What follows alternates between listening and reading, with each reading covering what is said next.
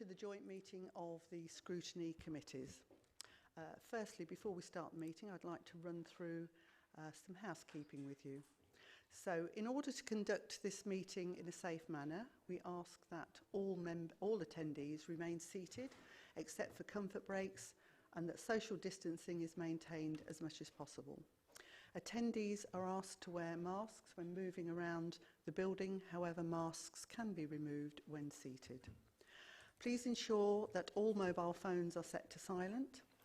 Just to note that toilets are located at either side of the engine shed and public toilets are next to the reception. In the event of an emergency evacuation, the emergency exits are situated at the end of each end of the engine shed. Please ensure that you follow the council staff to evacuate the building. As per normal rules, if you wish to speak, please ensure that you raise your hand. We will be looking out either side of us to make sure we try and spot everybody that's raised their hand. If you're not spotted, obviously, please speak up. And the chair will obviously address the meeting and invite you to speak when you raise your hand.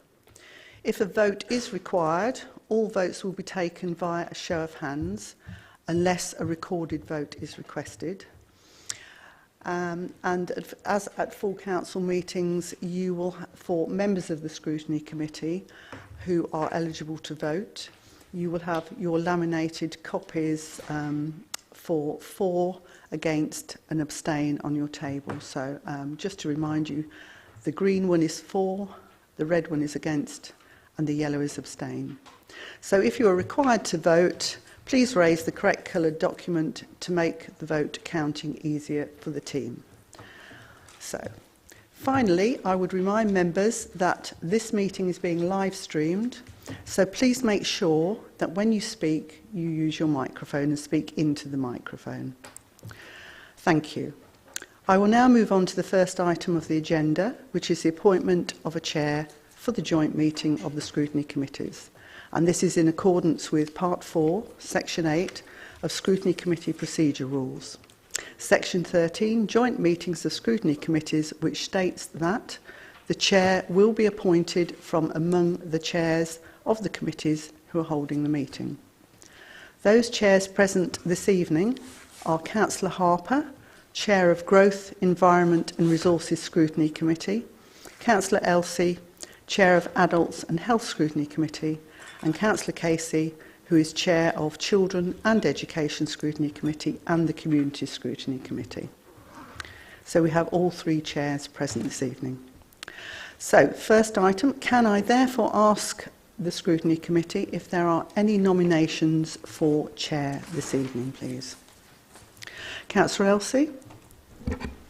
Thank you, Paulina. I'm happy to propose that Councillor Harper is the Chair for this meeting. Thank you. Do I have a seconder, please? We've got two seconders. So, Councillor Joseph, you're seconding that? Yeah, okay, thank you. So, are there any further nominations before we make the appointment? We still need to ask, so I can't see any further nominations. So, if everybody's agreed, Councillor Harper, would you like to take the chair for this evening's meeting, please? Thank you.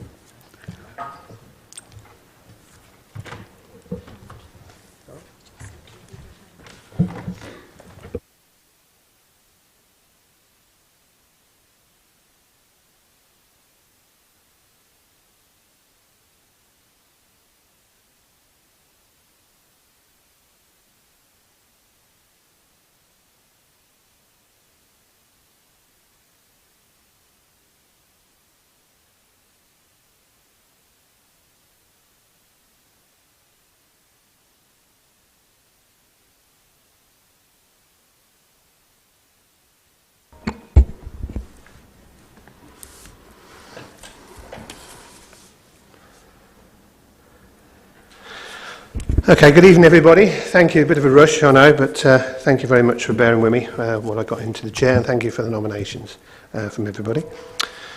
Okay, the first thing I need to do is read out a statement, so I'm just going to read this to you. This is for the joint meeting of the Scrutiny Committees for today, Wednesday the 17th of November 2021. The joint meeting of the Scrutiny Committees are meeting tonight to discuss the medium-term financial strategy 2022-23 to 2024-25, Phase 1 proposals document, which is item 4 on your agendas. This meeting is an opportunity for all members of each Scrutiny Committee to come together to scrutinise the budget and medium-term financial strategy as part of the formal consultation process before being presented to Cabinet on the 29th of November for approval and recommendation to full Council on the 8th of December 2021. To help with the smooth running of the meeting, each section of the budget will be looked at individually. You will have been sent a running order for the meeting, which I will follow throughout the meeting, taking each section of the proposals document in turn. Questions and discussion will take place on each section, and then any recommendations for that section will be made before moving to the next section. If you are making a recommendation, please can you be very clear and succinct as to what your recommendation is. Thank you. Please note sections 4 to 10 of the running order for this meeting refer to the MTFS budget 22-23 to 24-25 Phase 1 proposals document to Cabinet dated the 25th of October 2021. This is a separate document to your agenda pack. You will have already been sent a copy of this when the Cabinet agenda was published, and again via email on the 16th of November. You can also access this document via the live link within the report at item 4 of today's agenda at Appendix 1, and through the ModGov app on your Chromebook with the Cabinet meeting, within the Cabinet Meetings section. Agenda dated 25th of October 2021. Can I, before I go any further, assume that everyone here has access to those documents for the meeting? Okay, thank you. Please note that this meeting is being live streamed and is for the benefit of those people watching also on YouTube. I can confirm that the Leader of the Council, Councillor Fitzgerald, and the Cabinet members are also in attendance at this meeting, as is the Chief Executive Gillian Beasley, with members of the senior leadership team who will assist the Cabinet members in responding to any questions. I will now move on to agenda item 1. Now, I'll go to agenda item 2 because agenda item 1 was me. Thank you. So, agenda item 2. Are there any apologies for absence, please? Thank you, Chair. Yes, we've received apologies for absence from Councillor Imtaz Ali. Councillor Joseph is attending as substitute. Also from Councillor Ali, Councillor Barkham, Councillor Fenner and Councillor Mohammed Farouk is attending as sub for Councillor Fenner, Councillor Yazeen. We've also received apologies from co-opted members Al Kingsley, Mohammed Yonis, Peter Cantley and Flavio Vites, and also from Cabinet members Councillor Seresti, Councillor Hiller and Councillor Walsh. Thank you. Thank you very much, Paulina. Councillor Joseph and Councillor Farouk, thank you very much for attending the subs tonight. Appreciate your time. Item 3 then is, are there any declarations of interest or whipping declarations? Can't see any of those. Thank you very much. We'll now move on then to agenda item number 4, which is the medium-term financial strategy 2022-23 to 2024-25 Phase 1 proposals. Please refer to the cover report for this item and Appendix 1, which is the medium-term financial strategy Phase 1 proposals document dated the 25th of October 2021. Councillor Coles, would you like to make your introduction to the medium-term financial strategy Phase 1 proposals as referred to in the Cabinet report dated the 25th of October 2021, which are pages 1 to 30, and cover the report for item 4 of the agenda for this meeting? Thank you, Chair. Yes, I would very much like to introduce this item. Good evening to councillors, to officers and to members of scrutiny committees. As you all know, we're here for the Joint Scrutiny Committee to scrutinise Phase 1 of our budget proposals, which, if they are approved by Council in December, will contribute to closing the financial gap for 2022 to 23 by a total of £9.6 million. In saying this, I'm acutely aware that at the last Financial Sustainability Working Group, some members there quite rightly asked questions about the two independent reports that were recently published from CIPFA and from the LGA, and how it is that the Council has found itself in the situation as described in the reports.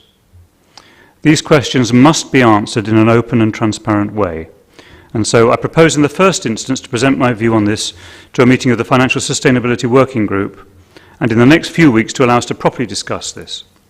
And then we'll take the questions and that discussion to the extraordinary meeting of the Council, which members will have seen is in the 16th of December, particularly to deal with the issues of the budget and the overall improvement plan. I do not believe that we can move forward and set out these future improvements without considering what we can learn from the past, and I'm keen that we do this in a constructive and open way. So if I can move on to the medium-term financial strategy for 22-23 to 24-25 Phase 1. Budget gaps have been outlined for the 2 years of 26.8 million in 22-23, rising to 28.9 million from 23-24 onwards. This Phase 1 plans to reduce the budget gap by £9 million. This involves 6.5 million of savings proposals and 3.2 million of funding changes, but also with £700,000 of additional budget pressures.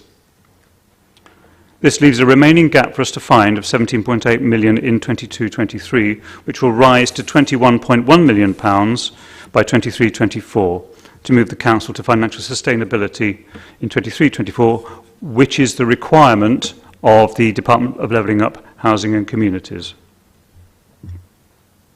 Now, Phase 1 revenue budget. The budget proposals can be summarised as follows. We have £0.724 million of additional pressures, including the additional costs of a single chief executive and the additional social care levy on national insurance. There's £3.2 million of savings due to the extension of business rates pooling and a revised NNDR, that's business rates base assumptions. 1.9 million of savings are already being partially delivered in the 2021-22 monitoring reports, and 4.6 million of savings proposals, which also includes £2.2 million due to a reduced capital programme. These proposals have been debated in 2 financial sustainability working groups and were published on the 15th of October, 2021. I'd like to now move to Phase 1 capital programme. The capital programme is usually reviewed in more detail in Phase 2 of the budget. Work has been underway to reduce spending in 22-23 and to change the way that this is reported to be smooth over a 3-year period rather than in the past, which has been very much a front-loading approach within the first year. And with the 22-23 budget, there's £79 million before investor save schemes.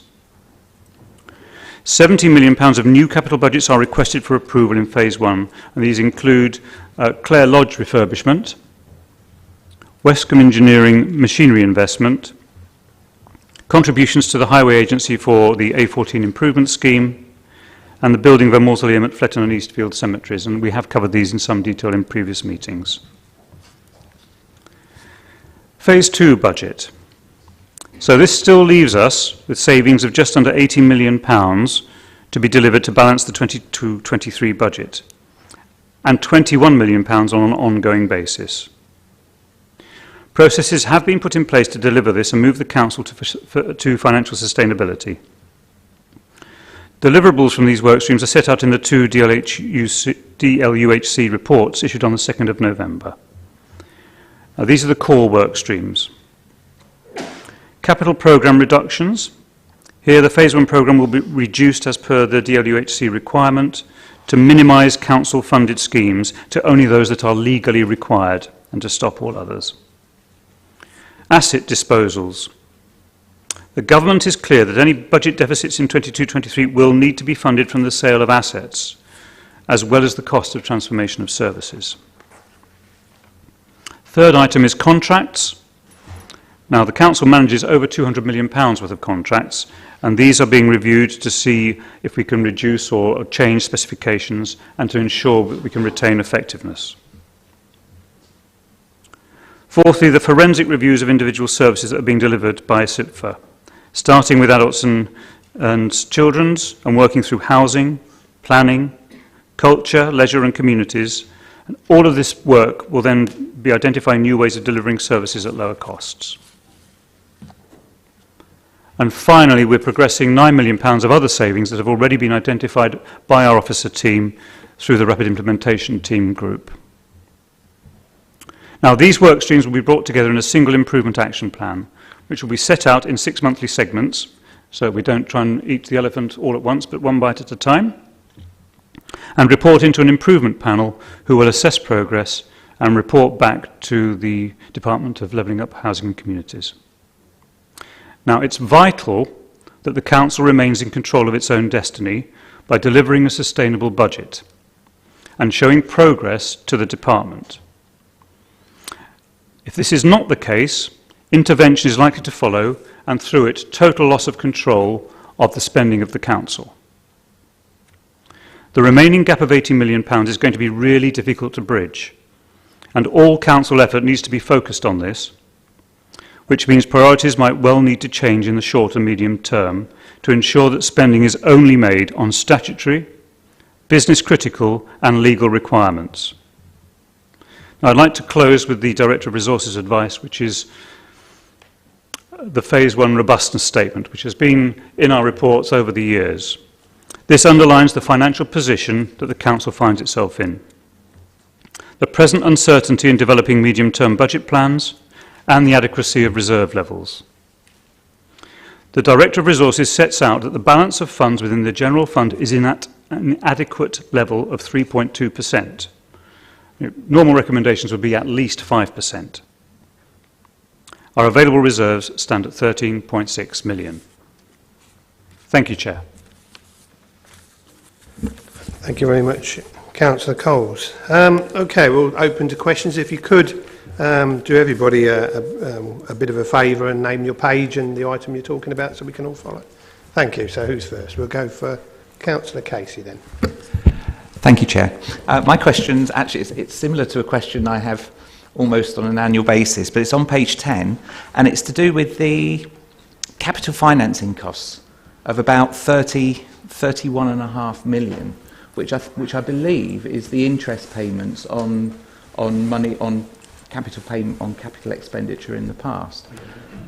It's been about 30 odd million for a number of years, and that's a money that we're spending really, and we're giving to financial organisations as interest. Have we got any plans to reduce that? And if it's things that we've bought, capital items that we've bought, that we could sort of offload, that would then cut down that 30 odd million, that would have quite an impact. Have we got any plans to look at that and sort of interrogate that figure? Thank you, Councillor Casey. Well, I think the short answer is yes, but I'll turn to Peter Carpenter for some more thorough advice. Thank you. Thank you, Councillor Casey. The 31 million is made up of two segments. Half of it is minimum revenue provision, which is repayment of capital. Half is interest. The numbers stayed around the same for the last few years because we have been repaying debt as debt becomes available to repay. We don't generally repay debt before it's due to be repaid because it's mostly Public Loans Works Board and the penalty for early repayment is quite high. So we do look to refinance or re-look at debt all the time. And obviously one of the things we're looking at the moment is with potential interest rates that could rise in the next 2 years. There are schemes now where councils, as long as the capital programme is agreed, can forward borrow for up to 2 years. So we're looking at those sort of schemes as well. Thank you very much. I've got Councillor Day next. Thank you, Chair. It says on page 5, 4.4, that additionally the Council has put in place a series of financial controls designed to scrutinise and closely manage expenditure. One of these controls, which is the last bullet point, is enhanced member governance structures with the introduction of a financial sustainability working group to ensure involvement and engagement from all political parties with the goal of achieving financial sustainability. Can we look at also developing and reshaping and reforming the current governance structures that we have, so that as we continue to face budget challenges in the future, we are more robust.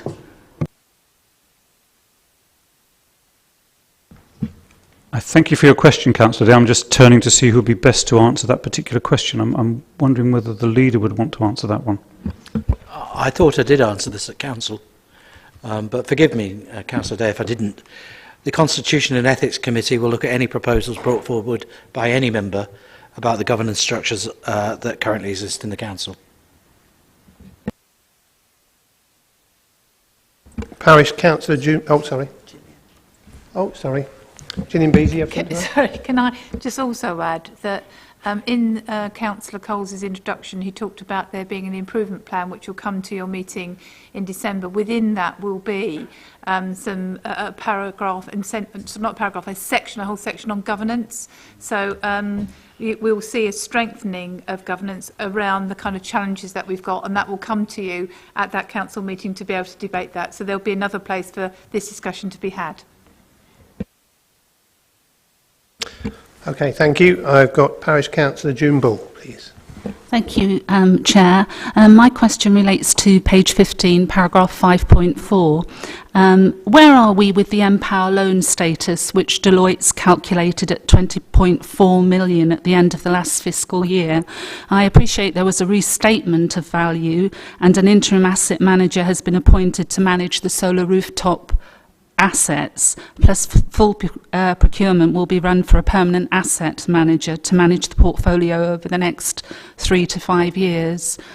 I'm just wondering where that loan call-in is coming to fruition and how that's been factored in. Thank you. Thank you, Councillor Bull. I'll turn to Peter Carpenter to give you the good news. Thank you, Parish Councillor Bull, for the question. We took over the asset portfolio from Empower on Friday last week. That was the official handover day. We have an asset manager now managing on our behalf. We're reviewing the whole asset portfolio. The valuation is for 20.3 million as per the reports, and so that is now a long-term loan for the council, so it's been converted from short-term to long-term, and that is the valuation we got as things have come across. So we're now assessing, as we've got the full data on the whole portfolio. We were only an investor before. We're going through looking at everything to make sure that everything is as it should be and where we can actually make improvements. I'm grateful, thank you. Thank you. Councillor Sanford. Yes, thank you, Mr. Chairman. I was pleased to hear Councillor Coles confirm that we are going to be having an extraordinary council in December in order to try to get to the bottom of why Peterborough finds itself in this situation, because I think we obviously all want to work together to try and find a way out, but we need to know how we got here in order for that to be effective. So that, I'd like to congratulate him on that point. There's reference in paragraph 4.6, and he referred to it in his comments, about the reports that we've had from CIPFA and from Andrew Flockhart. Now, one of the things that it said in Andrew Flockhart's report was that there was insufficient focus in the council budget on achieving the strategic priorities of the council. Now, I was going to ask him what the strategic priorities of the council are, but it would be an unfair question, because if you look at the council website, it's really confused. But one of the priorities that the council has set itself is that we want to get to net zero carbon by 2030. And there's quite a few things that we could do in order to achieve that, which wouldn't actually cost anything. It would just be repurposing certain parts of our budget. So I'd just like to, so I'm coming to a question. I'd just like to repeat the question that I asked at this meeting 12 months ago. Given the fact we've been criticised for not focusing on our strategic objectives, what is there in this budget that is going to help us achieve our objective of getting to net zero carbon by 2030? Thank you for the question, Councillor Sanford. I think the important thing to bear in mind is that the strategy is under review and it will be coming back. It's also very important to mention that the Financial Sustainability Working Group has that role of looking at what we come up with. You're absolutely right that we need to ensure that we are following net zero and to introduce that. But you will also know that our primary aim is going to be to make sure we reach financial sustainability. And so while not denying the fact that we need to reach net zero, the question is that that will be subsidiary to achieving financial stability. But that's not to in any way denigrate the effort that we're going to make to reach that particular target. Thank you. Thank you very much. Councillor Sainsbury. Thank you, Chair. My question relates to pages 22 to 24 regarding local government reforms. Social care is obviously a big area of spending for the council and it brings huge pressures and demands. Do we know the full impact yet of the Prime Minister's pledges on social care for clients, and will there be a funding review? Thank you. Thank you, Councillor Sainsbury. In terms of the funding review, I was at a meeting on Friday where the Director of Finance for Department of Levelling Up, Housing and Communities said there's going to be consultation starting in the summer on a new set of funding. However, if you've read what the Minister has said, it's unlikely to be anywhere near as radical in terms of business rates as was initially mooted by the previous incumbent, where councils will get up to 75%. In terms of social care, we haven't seen very much of a detail yet, but I'll just see if Will has got any better update than that. Mr. Patton. Thanks, Pete. So the information that we have is contained within the report. That's as much as we know. We are starting to work through some of the implications, but with these sorts of things, the devil really is in the detail, and we do await the detail and the guidance so that we can understand the full impact. Thank you. Councillor Day. Thank you. On page 12, 5.3, the core funding assumptions, it says that there's likely to be an increase based on 2.99% to council tax, of a general council tax increase, but we're waiting to hear from the 27th of October spending review. Do we know what the outcomes of the spending review have been? Because that's past now, that date. Thank you, Councillor Day. Yes, it is 2.99, so it was the 1.99 original for general fund and 1% for adults. So it is 2.99. Councillor Murphy. Thank you. I think some of the questions that have been raised have been quite good. We're hitting on some of the key things. I've got a specific question on 11 about the hydrotherapy pool, but I'd just like to pick up on, you mentioned the inflation's now the highest it's been since 2008. Now, we built that in this report, but I think the report was written a few weeks ago. So the things we built into the report about those risks of inflation, how sound are they? They could vary quite a lot. And also on the people budget for community services for older people and so on. As you mentioned, we're still waiting for information on that. The increase in national insurance and inflation will impact upon that as well. Councillor Coles, you talked about a working group and bringing this back after Cabinet to budget with a more detailed plan. I'm wondering if you've looked at informal briefings between the Chair of Audit and chairs of the Scrutiny Committees so we can do a bit more work, because I think we're in a total revisit now because we don't even know what our strategic priorities are, though we're hinting at them. And the specific question about the hydrotherapy pool, others may raise it, is that 50k. Will you ensure that the users group and other disabled people are fully consulted and involved before any recommendation is brought to Council to change that service? Thank you, Councillor Murphy. If I could perhaps turn to part one of your question. Pete, would you like to do that? Mr. Carpenter? In terms of inflation, obviously at the moment we've got the standard inflation in for various contracts.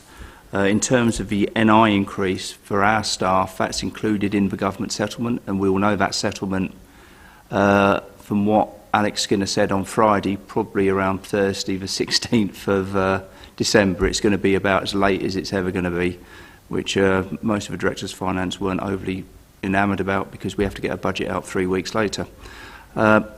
In terms of looking at how inflation is going to impact on things, we, in phase 2 of the budget, will take assessments of those sort of things. If you look, we're at the moment assessing the ongoing costs of COVID and if we've got the right amounts of budget and demographics and other things, including parking. All those will come in phase 2 just to make sure we've got the latest version, because obviously parking is overspending or under-recovering income at the moment, but it's getting better over time. It's where it's going to be next year.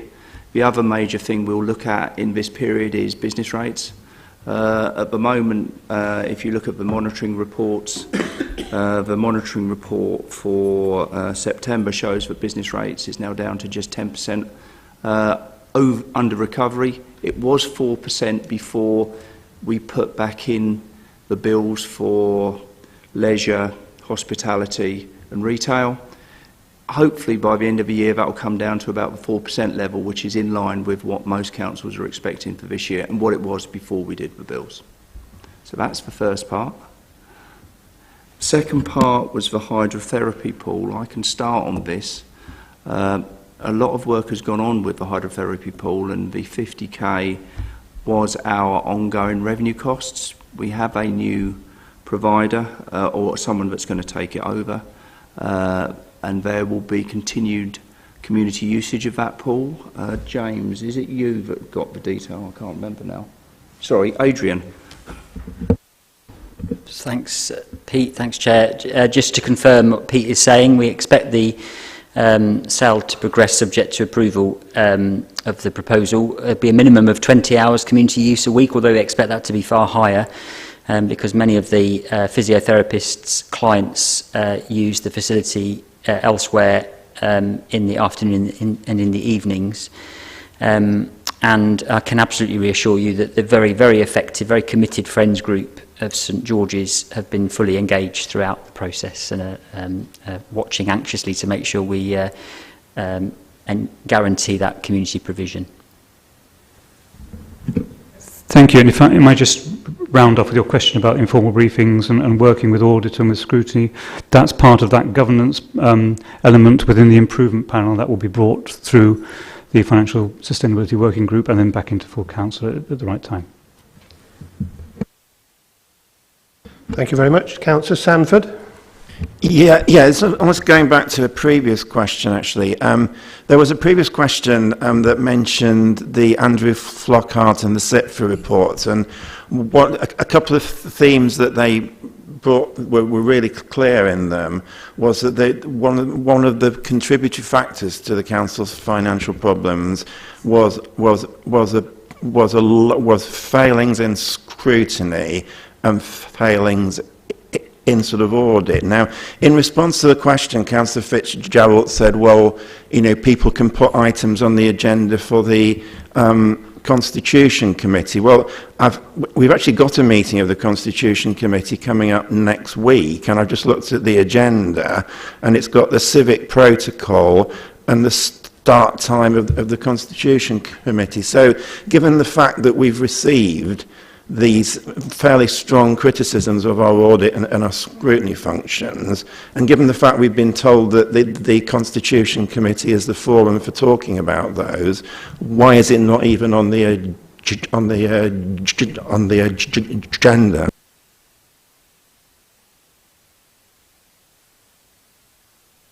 Councillor Coles, it's not really a budget item, but I understand the link, so if you'd like to answer it.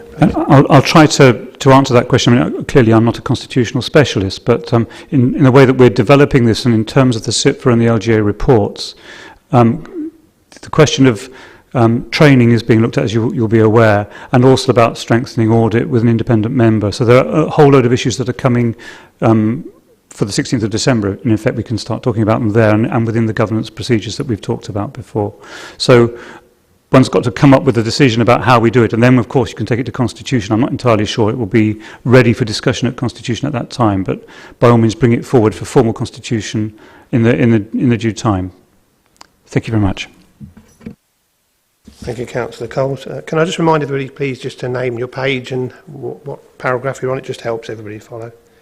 Okay, I've got Councillor Joseph, please. Thank you, Chair. Page 11, 5 point, budget pressures. So in terms of San Martin House, we've got the inflation built into there. Can I ask how close we are to completely filling the rental income from this? Because I know we had a floor empty at one point, so are we any closer to getting that filled? In terms of general sort of observations, we've got some of the lowest unit costs currently. We've done really well on that to get, lowest unit costs. There's very little else we can cut. So presumably we're going to have to look at commerciality and raising money as opposed to cutting services. So are we going to have a complete review of all commercial services and look for areas where we can perhaps increase revenue as opposed to just looking at areas where we can cut services? Thank you very much, Councillor. And of course, any ideas you have in terms of commerciality, please bring it forward. That would be fantastic. I'll turn to Pete Carpenter about the SMH question. Thank you, Councillor Joseph. In terms of San Martin House, we have a contract with the CITB until August next year. They're looking to reduce their space, so we are talking to a number of other people about the additional space upstairs. We're also looking at rationalisation of all of our buildings. One of the byproducts of COVID is the fact that the way we work as an organisation, as with all other organisations, is completely different now.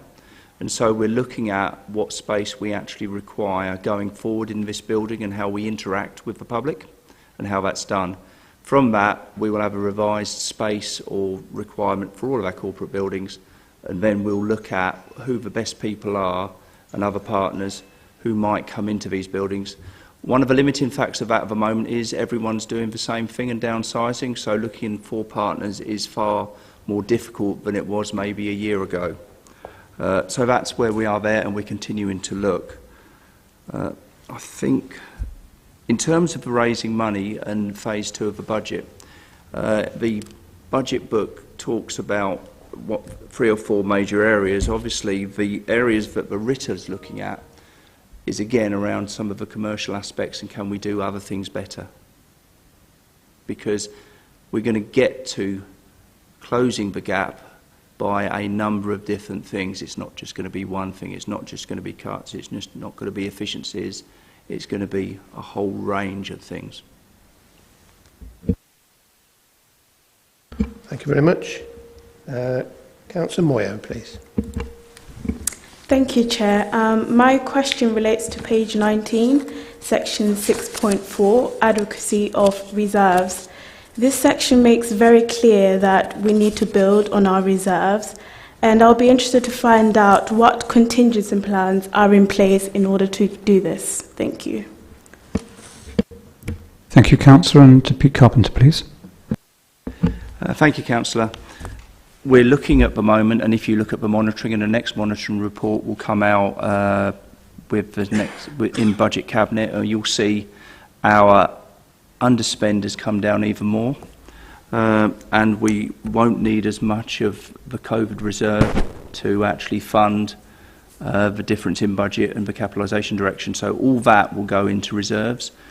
We will look over the next 4 or 5 months to reduce expenditure and commercial interests increase to try and build even more to go into reserves so that we go into next year with an even more healthy position than where we are at the moment. So that's the number one priority for this year.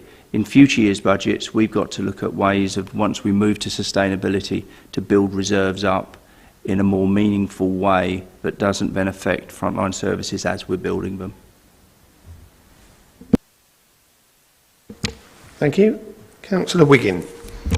Thank you, Chair. My question is kind of an overarching question coming from the timetable for the budget setting, but also references 22 to 25 on the spending review. Has it been considered whether it would be better to move the budget rather than have a two-phase budget to a one-phase budget. The reason I ask this is because every year I've been on the council, we've got to phase one of the budget, and there are so many uncertainties from central government. How are we supposed to set a budget? We don't know at this point of the year what we're getting from government, what they're going to change, what we're allowed to do in terms of raising revenue, what we might need to do in terms of, like last year with the capitalisation, what they're going to allow us to do. So how can we reasonably be expected to scrutinise a lot of this information and data when we don't have any of the answers and you don't have any of the answers as Cabinet and officers? I appreciate you give us the best you can and work to the best of your ability, but without knowing everything, how can we plan for the medium term in terms of finances? Thank you. Thank you, Councillor. And if there was a crystal ball that worked, I mean, we'd love it, then we'd have a bit more awareness about what we could possibly expect. So there's always going to be uncertainty, but I'll turn to Pete Carpenter for a more thorough answer. Thank you, Councillor Wiggins. I think it's important that we retain a two-stage budget for a number of reasons. We know we've got a significant budget gap at the moment, and we need to start to close that gap earlier. The earlier we agree items for the budget, the quicker we can start to implement them, because we need that approval to implement. I agree with what you're saying about lateness. I think I said earlier on, we won't have the local government settlement till probably the 16th of December.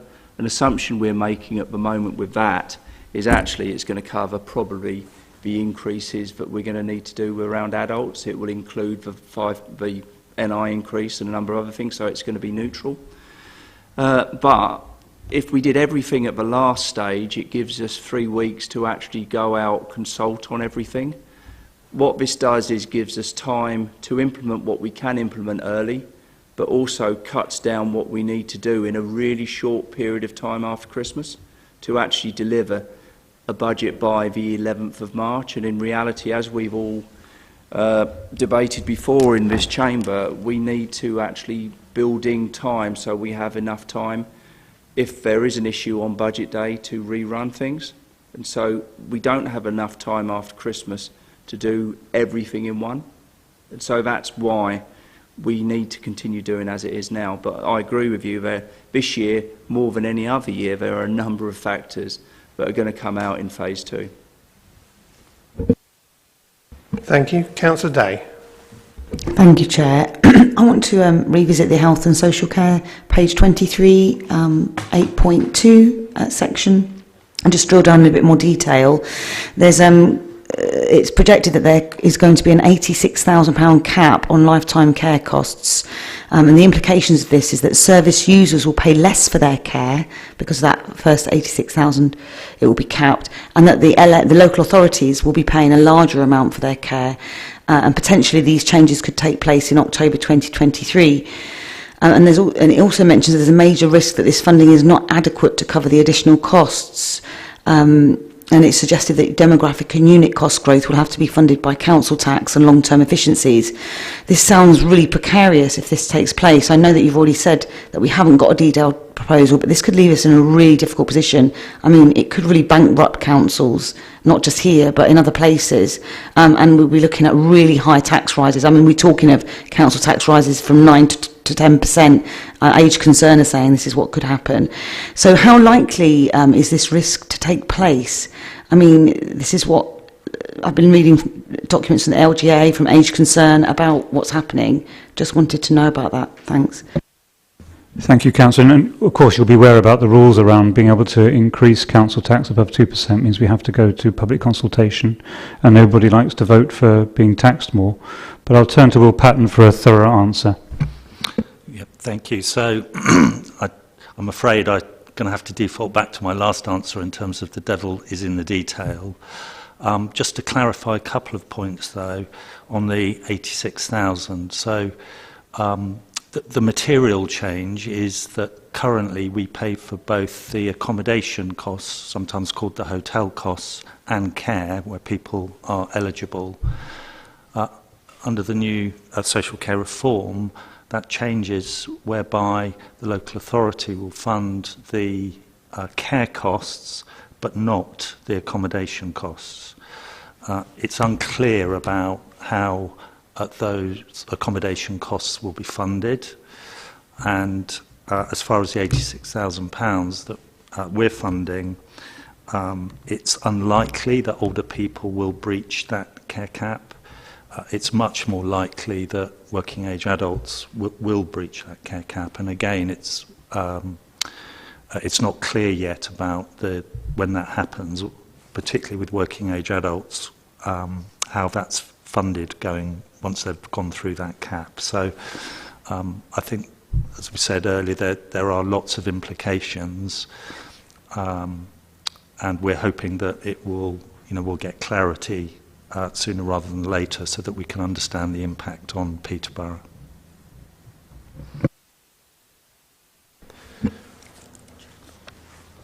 Parish Councillor June Ball, please. Thank you, Mr. Chair. Can I just follow up on Councillor Day's query, and that would be directed to you again, Will. What concerns do you have over the government's plans to ensure those who self-fund social care can ask the council to arrange it for them in order to access better rates? Will this reform potentially destabilise the care market even more than the existing challenges outlined by Councillor Day? Thank you.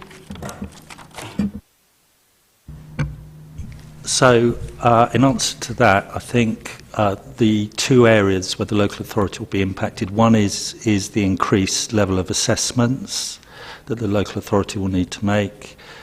So that will require potentially more resources in terms of social workers. And then, in answer to your question about the impact on the care market, there are currently local authority agreed rates with our providers, and then there are individuals who agree rates, self-funders agree rates with the providers, and there can be quite a big differential between the two. On the basis that the local authority now place, regardless of whether someone is a self-funder or local authority funded, we suspect that will merge those two rates closer together, and that may impact the local authority, how much the local authority is currently paying, but also the income of the provider receives. But again, I have to stress, until we see the further guidance, it's difficult to be certain. But there is a risk. Thank you. Councillor Murphy. Thank you, Chair. I've got a specific on page 11 about the 191k inflation increase, money we have to find next year and then more the year after for San Martin House. I don't understand that, but it may have been explained to us elsewhere. It looks as though this building is going to cost us more next year than this year, and that's a problem. June Bull earlier on mentioned the Empower contract, and you said last Friday we took it in and we're going to employ somebody to manage the asset. We were told, don't worry about it because we'll get more money because they'll have to keep paying us for the loan, the interest. I know they went insolvent, and I'm just wondering whether that's been settled. Hopefully it has. If not, we'll have to take account of it. You mentioned contracts earlier on, and I know that work has been going on where we've been more efficient and effective by the way we've run services, and we've made some savings already. Will you bring forward proposals to do that where possible? And I think it's fairly clear they can be more efficient, effective and economic sometimes when you bring services in-house. If you can't negotiate a reduction, maybe if we brought it in-house. Councillor Murphy, it was one question. I know. Yeah, well, I'm having one. Stop and overall, can you answer? It's the final one. And overall, how confident can we be we're going to achieve this? The government are already talking about letting us have a financing revenue from borrowing. Are they serious about that, or what? Thank you, Councillor Murphy.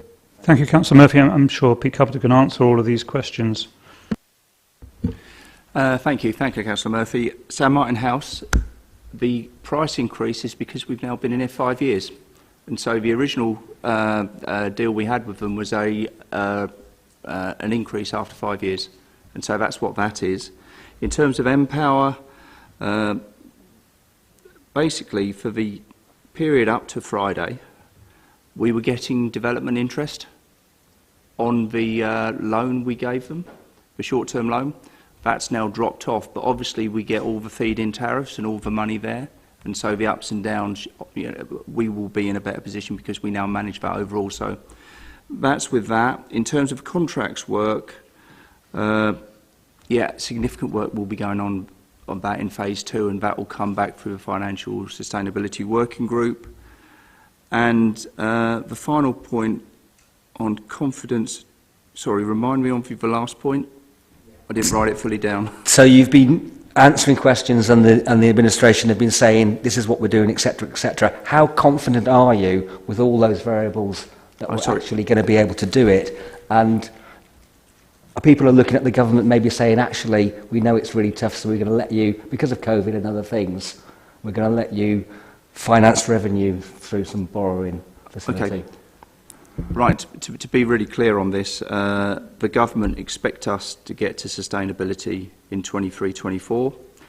Any gap there is in 22-23, they will expect us to fund through the sale of assets.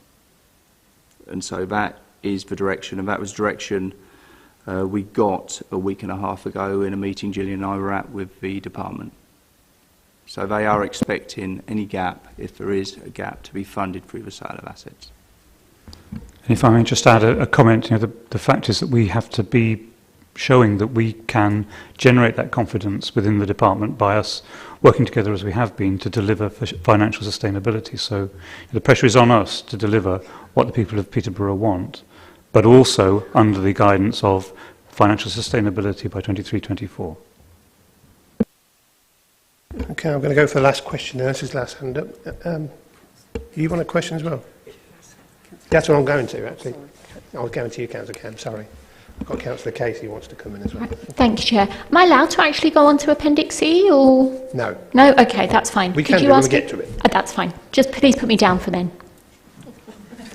You remind me. You remind me. There's too many people in the room. Councillor Casey. Thank you, Chair. It's really coming back to my £30 million again. So if we're getting rid of selling assets and their income generation, if we're selling them, then we're losing out on the income, but then we're not allowed to pay off the loan. Are we in that sounds like an impossible position where we're keeping the £30 million that we're paying interest on, we're getting rid of the assets, so we're paying the interest for things that we don't have. Is that the case, or am I completely... Yeah, Councillor Casey, you are quite right. So in terms of the loans we have, as I said earlier, we don't pay them back early because there's big penalties on them. And so if we do sell assets or recoup assets, we've got to take account of, number one, the income streams that might be associated to the main cost streams, what that net is. That will need to be built into the budget for that future years. But secondly, the sale of any asset or use of any reserve is only one-off. And so what we have to make sure, whatever we're doing, is we get to sustainability in 23-24, which means no use of reserves and no use of assets. And that's the key. Okay, thank you very much. I'm keen to move on to the next section now, but firstly, I didn't hear of any, but any recommendations that anybody put forward? I didn't hear anybody do that at that point. No. Okay, so we'll now move on. Sorry, before you move on, I'm just looking at for Councillor Fox, because we'd like to recommend that no proposals on the cut to the hydrotherapy pool are made until we've heard back from the users group and wider affected disabled people. Okay. Do you have a seconder? Councillor Fox? All those in favour? I think you need to use your cards, don't forget, so I'll hand over to Paulina.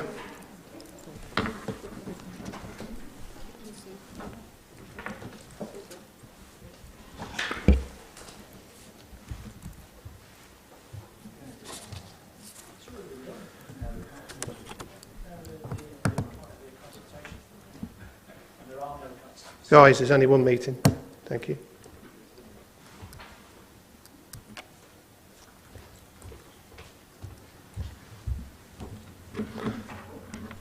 Okay, go against to anybody?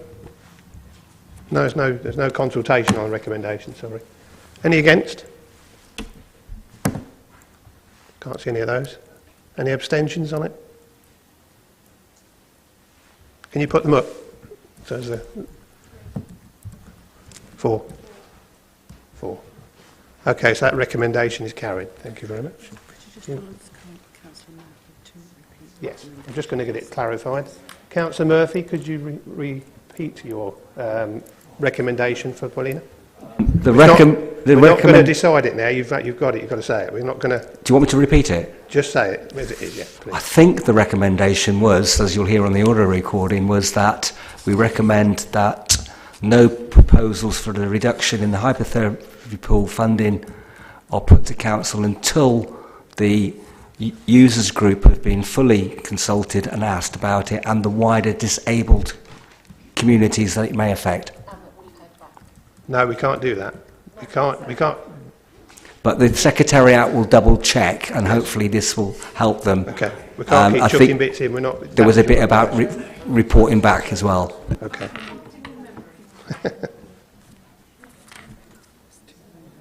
What's up?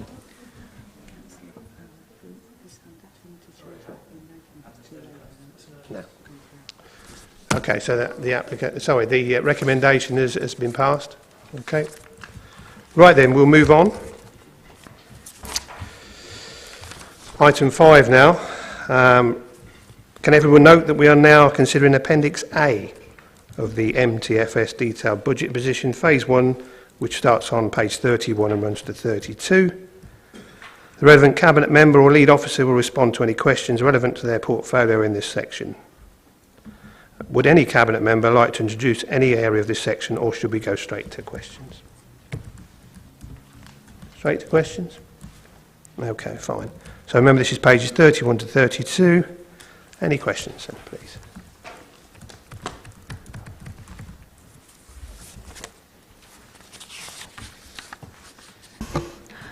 Can I just ask, did you say 31 to 32, or did you mean 31 to 56? No, 31 to 32. Oh, right, okay. Appendix A only. Sorry, I've got the wrong bit. No, okay. That's that section done. Nothing. I like this paper, it sticks together. Item 6 then. Can everyone now note that we are considering Appendix B, Phase 1 Budget Proposal Consultation document, starting on page 33 and runs to page 56. The relevant Cabinet member or lead officer will respond to any questions relevant to their portfolio in this section. Would any Cabinet member like to introduce any area of the section, or would you like to go straight to questions? Straight to questions, please, Chair. Okay, questions. Parish Councillor June Ball. Thank you, Mr. Chair. I'd just like to turn to page 35 and 36 in the overview. How sustainable is the 10 million savings target detailed, given the attendant cutbacks to services? And here I'm talking about cutting back on street cleaning, selling St George's Hydro Pool, and Opportunity Peterborough becoming a more self-sufficient organisation. So the question is, why not act on some or all of the SIPFA recommendations now, given that Phase 1 relies heavily on COVID-19 reserves of 10.5 million, capitalisation directions of 5.5 and 19.2 in 22-23, and achieving savings which SIPFA say are not fully costed and are against a backdrop of underachievement of savings planned in prior years. And also, Phase 1 relies on a reduced capital programme that continues to include growth items, for example, 8.5 million on ICT projects and 8.57 million on housing provisions. Thank you. Thank you, Councillor Ball. That's quite a complex answer, I think, and it covers many areas, but maybe I could turn to Pete Carpenter in the first instance to cover those financial issues. Thank you, Parish Councillor Ball. In terms of capitalisation directions, we didn't use the 4.8 million for 2021. We didn't require it. We are not using the capitalisation direction for 21-22, which in the budget, which was approved at the start of the year, was 13.7 million. We had leave of up to 20 million, and that's why we've had the 2 reviews. We will not be needing that. We are delivering that gap in the budget for our own resources and through underspends in the budget. In terms of the £10 million in here, in round terms, I have to be satisfied for it to be in this document that it's deliverable. And so what we have is a number of items in here, some of which are being delivered already as partly in this year. We have some funding items which will be delivered in terms of the pooling and the NNDR levels going back. And then we have a number of savings items which have been scrutinised before they've come in here to make sure they are deliverable. As has been said before, this is the first stage of the budget, and these things can go forward independent of the work that's going on phase 2. More difficult items will come in phase 2 of the budget, but I reiterate what I've said earlier. We have to get to sustainability by 23-24, and so without these going in phase 1, we wouldn't be on that road. And as I said in one of the answers to earlier questions, the earlier we can put these things in, the better, because it means we actually make the savings earlier and give ourselves more time. Can I just come back on that, Mr. Chair? Certainly. Why not accelerate more asset disposal? You've got something like 1,821 property assets. Thank you, Councillor. We are looking at all the assets at the moment, the whole asset portfolio. However, we need to make sure that if we do sell, we sell at the right price. And what is required is delivering for the budget gaps, because we don't want to sell things that we don't want to or sell rashly. So we are looking at doing it in a planned way. A further supplementary, I understand we're in a seller's market at the moment, so much of the latter won't apply. It was for questions, not. It was a comment on the answer, so it was just basically wanting reassurance that we are accelerating asset disposal as much as possible to close off the deficits. Councillor Ball, we don't want to sell assets. What we need to get to is a sustainable budget which has no reserve or asset sales in at all. What we're looking at, and the only year we will need any asset sales at all if we don't get to, is next financial year, and we're working on that at the moment, and we're working on a plan that will minimise any asset sales, because you can only use things once. However, there is another work stream underway and looking at things to say, do we need all of our assets and can we repurpose them for other things? And that will go on in parallel as well. Thank you, I'm grateful. Thank you. Councillor Sanford. Thank you, Mr. Chairman. My question relates to page 45, Aragon service reductions. I think Aragon is obviously a part of the council that provides discretionary services. So if we are in a severe financial situation, we do need to look seriously at their services. But there are also services that, you know, they're quite high profile, and members of the public often see what happens. So I'd just like to ask a specific question. On this page, it says this would include, I'd like to go down to bullet point number 4, no longer carrying out spring and summer planting in the council's parks and open spaces, and application for green flag status in city parks will no longer be made. Now, I've actually seen the breakdown of these costs, and apparently what I've seen is that we can save 52,000 by no longer carrying out spring and summer planting, and we can save 8,000 by not applying for green flag for 3 parks. Now, I'd just like to just like to ask a question on sort of each of those. The first one is on the sort of 8,000 saving for not applying for green flag. The information I've been given is the cost of actually applying for green flag is only £300. So what is the £8,000 composed of if the actual application only costs 300? And on the removal of the spring and summer plants, I suspect what Aragon's proposing here is just to not put the flowers in and grass over the flower beds, which would have a really bad impact on Itter Park, Central Park, and a whole range of other places. Isn't the obvious answer, rather than putting the plants in the spring and taking them out and putting summer plants in and taking them out, just put perennial plants in that will flower at different times of year and will be there maybe for 10 years or 20 years. It just seems an obvious answer. Thank you for the questions. Councillor Sanford, I'll be with you with my bulb planter, and I'm sure we can do all sorts of things in terms of voluntarily to improve our environment. I know lots of councils do that anyway within their own green spaces. But could I turn to James Collingridge to the full answer? Yep. Thank you for your question, Councillor Sanford. On the green flag, yes, you are correct. The application fee is quite low compared to the 8,000, but the 8,000 is the additional work that we have to do above the core level of service within the parks to bring them to the standard for us to be able to have the judging and hopefully retain the green flag status. With regards to the shrub planting, again, myself and Councillor Simons, we've already started conversations with the Friends of the Parks, and I think they're completely on board with the items. Like you said, it's quite wasteful seasonal bedding sometimes, because obviously we plant it and then it's thrown away each year.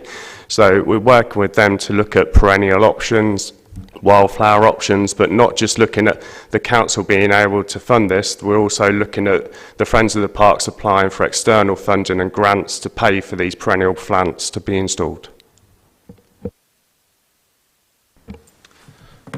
Okay, thank you very much. Councillor Camp. Thank you, Chair. My question refers to page number 50, Coroner's Rising Demand. It sort of just wanted to gain an understanding, really. Are we employing more coroners because of the rising number of inquests, or have the fees increased for coroner services? Thank you. Thank you, Councillor Crum. I'll turn to Adrian, if I may, for the answer. Thank you, Councillor, for the question. Yes, this is to do with needing to employ more coronial staff, including coroners, assistant coroners, but also court ushers, to allow the flow in courts to work more effectively and support bereaved families. Thank you. Thank you. Councillor Wiggin. Thank you, Chair. I'd like to follow up on what Councillor Sanford was saying about the Aragon service reduction. I don't agree with this section of the report. Obviously, I'm aware of the need to make reductions in spending. I'm a member of the Financial Sustainability Working Group. I fully accept the position we're in and what we need to do. However, my concern is that this section of the reductions will have a much wider impact on the city, on how our city looks. We're aware of reports that we're not a great place to live, even though all of us here know differently. But that's how a lot of the media around our wonderful city is, unfortunately. Can have reassurances that it's not going to get worse if we keep this in the savings, that the city centre isn't going to look worse than it already does. I'd like to see this increase massively if possible for cleaning, but I know that's not possible. But these cuts will do that. Also, could I ask, following up on James Collingridge's answer about the plants, is there any way we can taper in savings for the different organisations looking at grants in the same way that we've done with Opportunity Peterborough, and allowing them time to reduce their funding rather than cutting it all in one go? Thank you. Thank you, Councillor Wiggin.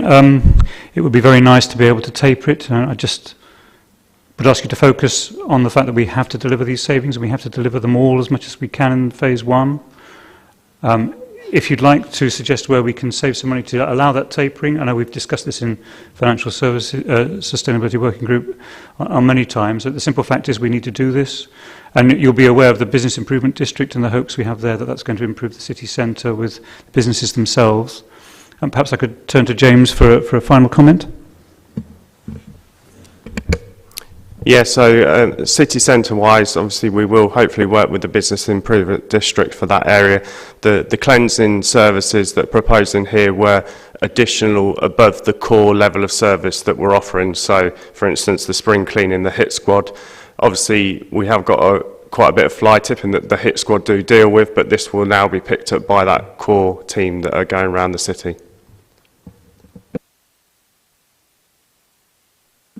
Thank you very much. Councillor Day. Thank you, Chair. This item is on page 45, Aragon income generation, and it's about the generating additional income for Aragon Direct Services by introducing a charge to residents for replacing lost, stolen or damaged bins. I just think that many residents' only dealings with the council are through the waste collection and disposal, and I'm concerned that residents will see a 2.99% increase in council tax and then have to pay £75 approximately if their bin is stolen or damaged. Particularly if a bin is stolen, I think this is unfair. I'm also concerned about if bins are stolen and people can't afford to replace them, that there'll be a further increase in fly tip, which we're really trying to prevent. I wondered, is there any possibility that we can make savings elsewhere in this phase or in phase 2 so that we can at the very least replace stolen bins? Thank you. Thank you, Councillor Day. I think it's a nice wish to be able to do that. I think we have to be realistic. The Grant Thornton report said that we should be doing this. The Grant Thornton report said that all of our surrounding councils are doing this charge, and we are outside of what is expected. So if someone from Sipford was to challenge us, it's a very easy challenge to make. All of your neighbours are doing this, why aren't you? But if I could just turn to James Collingridge to finish off on this about the prices and so on. Yes, thank you, Councillor Cole. So just on that one, last year we spent £178,000 replacing bins for residents in the city. We did see a stark increase in bin replacements when the police no longer took calls, so you used to have to get a crime reference number if your bin was lost or stolen to be able to get a new one. When that stopped, we then saw that increase. So effectively now people could just put the bin somewhere and ring us and we'll bring them a brand new one, nice and clean. So it has caused an increase in replacements.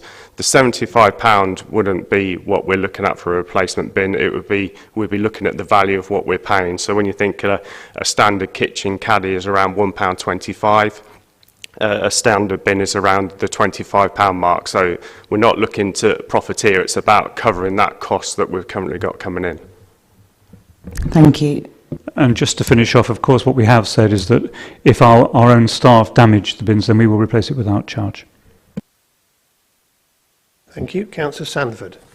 Yeah, just to come back on that same point, really. I do have a number of concerns about this particular item, but have you considered the possibility that in the medium to longer term, it may not actually produce extra income, it may cost you more? And can I suggest a scenario whereby that could happen? That we, in this room last Thursday, we had a workshop on the need to improve recycling, and what we were told is if items go into the black bin, they go to the incinerator and are much more costly to process than if they go into the green bin. There's probably no point in talking about the brown bin because you don't actually empty theirs anyway. But so if somebody loses their green bin, isn't there a danger that rather than paying the £75 to get a new green bin, they will simply put all their recycling waste into the black bin, which means it then costs the council. I think the figures we showed, it costs something like twice as much to process. So I just really question whether either Grant Thornton or Aragon have actually thought out the financial implications of what they're proposing. Thank you, Councillor Sanford. I think all of our neighbours manage that. What I would also say is that recycling meeting that we had was very informative. I think it was £91 for the black bin and much, much less for recycling, for the charges to empty it, wasn't it? I think, was it, sorry, 91% or 91 sticks in my mind anyway. However, we have to be realistic about this, and we need to make sure that we are following what all of our neighbours are doing, and again, as I said before, what SITFA would be expecting us to do. Thank you. So, just on that point, have we actually been and talked to neighbouring authorities who are doing this, and have they confirmed that doing this has produced a saving, or has it resulted in a significant number of people not recycling and putting things in the residual waste, which has severe environmental consequences, but also has financial consequences? Thank you, Councillor. Can I ask James Collingridge to reply?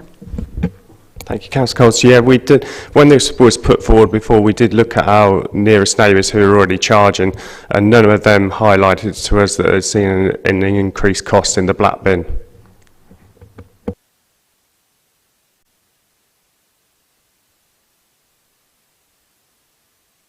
Councillor Jumble. Thank you, Chair. If I could turn to page 43, what NNDR assumptions, for example, increased bad debts, have been factored, presumed in phase 1 to achieve funding changes? And I fully appreciate, before you catch me on this one, I fully appreciate timing is of the essence here, and more data will be available in tranche 2. Thank you. Thank you, Parish Councillor Jumble, and Peter Carpenter, please. So you're referring to, thank you, Councillor Ball, you're referring to the NNDR income base. Last year we had a under recovery of income of 11.5 million, and so the government actually gave councils funding, but they charged us for it to smooth out the collection fund. What we've been doing this year is collecting that backlog, and that's down now to 4.3 million from the 11, so we've collected 63% of it, which means as we've gone through the year we've been able to adjust the base, because what we also did was look at if collection levels were as severe as last year in terms of a deficit, we planned for probably a worse scenario than where we are now. Thank you. I fully understand those assumptions and would totally agree with you. Thank you very much. Councillor Murphy. Thank you, Chair. Question in two parts. One's on the proposal to remove the cleansing hit squad and get that. Can you give page and? It's page 11 on that report. Page 45. The arrogant service reduction, it says 11 on mine, but it's page 11 of 45. It's got two numbers on it. If I may continue. So the cleansing hit squads, I'm a wee bit worried what happens where they're, because I know that if there is glass or there is something that is dangerous, it gets removed very quickly in Peterborough, and so do some fly tips. Whether it will affect that, I'm just concerned about that capacity. Because from the report and the previous answer, the inference was it would be done in the normal rounds. Well, in some areas, normal cleansing doesn't come round very often.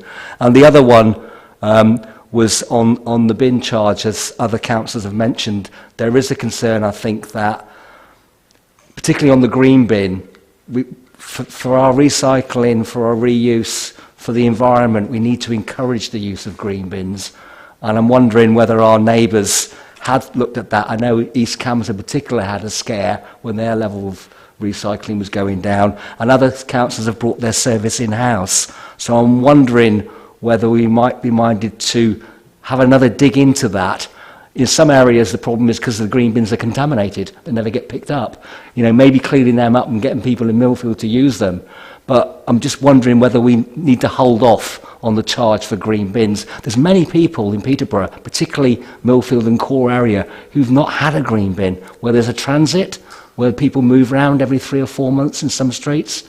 We know that. Thank you, Councillor Murphy. On the second point, I think we've covered that about that we need to do it because that's what's going to be expected of us. Completely understand your issue about contamination. I think one of the things that came up from the recycling working group was that education was the key, and we were looking to see if more of that could be done. We also talked about multi-use bins and how they do get contaminated more readily. But could I turn to James on the question about sharps? Yeah, so on sharps, that will still be collected on time. So the core team do deal with sharps at present, and we have a emergency call out as well. So at weekends, if somebody reports a sharp or broken glass, we can get the emergency call out to still respond to that. So this saving won't affect that emergency service. Thank you very much. Councillor Skipstead. Thank you, Chair. It was just a quick question on the same page about the frequency of pavement washing in the city centre. I'd just like to know, first of all, how often is it done now? It says it's on a rolling programme of cleaning, but be down to once a year. Doesn't sound very much. And secondly, if that's the case, would it not impact on maybe disabled or elderly people in the city centre if it's only done once a year, if there's an accumulation of rubbish, that kind of thing? I'm not aware of how often it's done at the moment. Thank you.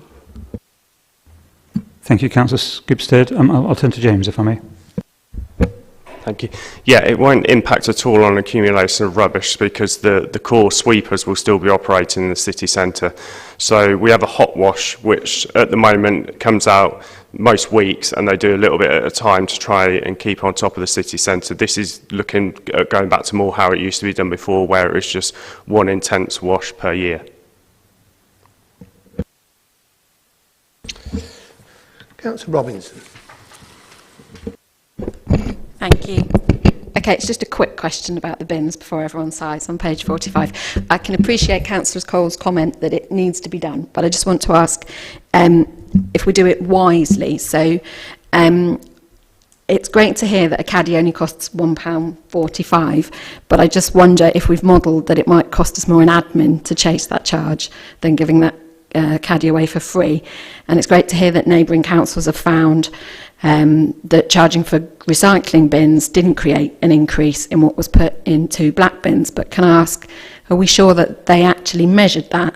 And have we got a plan to specifically measure that? Because it would be horrible if those costs, which we mentioned, went up when we thought we were saving ourselves money. Well, we thought we were generating income by charging for the bins. Thank you, Councillor. Could I turn to James again, please? Yep, so on the monitoring, we have regular monitoring reports, so each month we get our recycling figures for that month, both for food waste and for the green bin. So we'll be able to monitor that straight away if we're seeing any impacts on our recycling rates. With regards to chasing bad debt, I would have said the way we'll look to do this will be that when people ring up, they will make the payment for the bin, which will then secure the delivery. So rather than we deliver and then ask for the money, it will be paid up front. A lot of that is used to do with the bulky waste, things like that. They pay and then they get the service. Okay, thank you. Councillor Elsey. Thank you, Chair. It's page 46, and it's the review of the MPS and property contract. It suggests that the recommendation is that these roles and responsibilities are clarified and simplified, and it then gives a saving of 300,000. My question is, are we sure that it's going to generate 300,000? It may just be in the wording, but if the recommendation is that we clarify and simplify these roles, how do we know that it's going to be 300,000? Thank you, Councillor Elsey. I'll turn to Peter Carpenter, please. Thank you, Councillor Elsey. The 300,000 is made up of a number of different things and moving things between MPS and Aragon, so that MPS do, or in this part, do more strategic stuff, and Aragon do the doing, and looking to take the efficiencies of what Aragon do in their contracts and do it in different ways, which we don't have the ability to do with MPS. And if I may just add to that, and all of our contracts are being reviewed, of course, as part of the process with everyone. So we're hoping for these sort of savings to appear throughout all of the contracts that we currently hold. Thank you. Councillor Sanford, please. Yes, thank you, Mr. Chairman.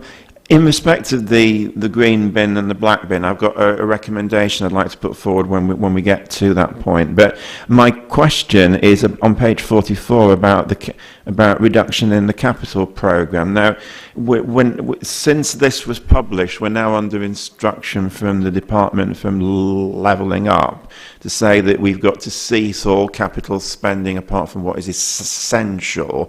So I've got two questions. Won't that mean that by implementing what they're proposing, won't that deliver an increase on the amount of money that is being proposed to be saved here? So doesn't that need to be factored into the budget? But also my second question on the capital programme is that we had a few items at the last full council where we were being asked to make capital expenditure because we were match funding some capital expenditure that another organisation has spent. So how will that be impacted by the prohibition on capital spending? For instance, I'm aware that the combined authority has just proposed quite a large highway building scheme. So are there any capital contributions that Peterborough will need to make to that? Thank you, Councillor Sanford. I think the brief answer is if someone's going to give us money, a third party, to pay for something, fantastic, we'll take it. But as has been very clear that there's a freeze. But I'll turn to Pete Carpenter on the specifics. Thank you. Thank you, Councillor Sanford. You're quite right. This is phase one of the budget where we moved it down from around £140 million to just over 80, or just around 80. That was before we had the two reports from the government. In phase two, and a process which is underway at the moment, which will come to the Financial Sustainability Working Group, I think next week in fact, a moratorium has been put on any spend funded by us, the council, through the Public Loans Board, which isn't legally required. Now at the moment, and I've given departments a period of time just to clarify items that have been committed to this year, but what that has done is reduced expenditure significantly in years 2 and 3, so that we're at a base level, which is significantly less than where we were going to be. For this year, there's discussions going on a number of items where people have come back to me to challenge my assumption of what we'd cut and to the level we need to cut it, because legal contracts had either been entered into, which we can't get out of now, or the expenditure is actually needed for legal or health and safety reasons. So just to come back on that, so what happens in a situation where another organisation, for instance, like the Combined Authority, enters into some spending which requires us to make a contribution to it? Will the instruction from government mean that that spending won't be able to happen? Thank you, Councillor Sanford. Gillian and I had a meeting with DLUHC on Friday. One of the questions I've asked was specifically about that, which I'm getting back to with them and their finance people this week, to make sure that their finance people are talking to their operational people to marry the two things together, because you're quite right. If I look at highways, they're probably about 80% funded by the Combined Authority in terms of those works. If I look at schools, probably 90% funded by DFES, but we do need to match fund, and that would count as probably things we would need to look at. I mean, the schools would be statutory anyway and legally binding. We need to do that for school places. But with the highways stuff, we would have to look at it on a case-by-case basis to make sure what we can and couldn't do. Thank you. Councillor Wiggin. Thank you, Chair. Going back to the arrogant service reduction, page 45, specifically about the street cleaning. So the administration is quite rightly proud of the investment it was able to obtain for the city centre to redo Bridge Street, Long Causeway and Cathedral Square, and it looks so much better than it did before, until part of the rolling programme of cleaning is done, and you've got a bit that looks pristine and new and a bit that looks really, really horrible. And then we've got the fountains, which, when they run, clean the bit that they're on and make the rest of it look really, really horrible. So how much cleaning would we actually need to keep the city centre looking nice? And surely cuts like this are just going to keep our city centre looking not as good as it should be, and justifying the investment that's been put into it.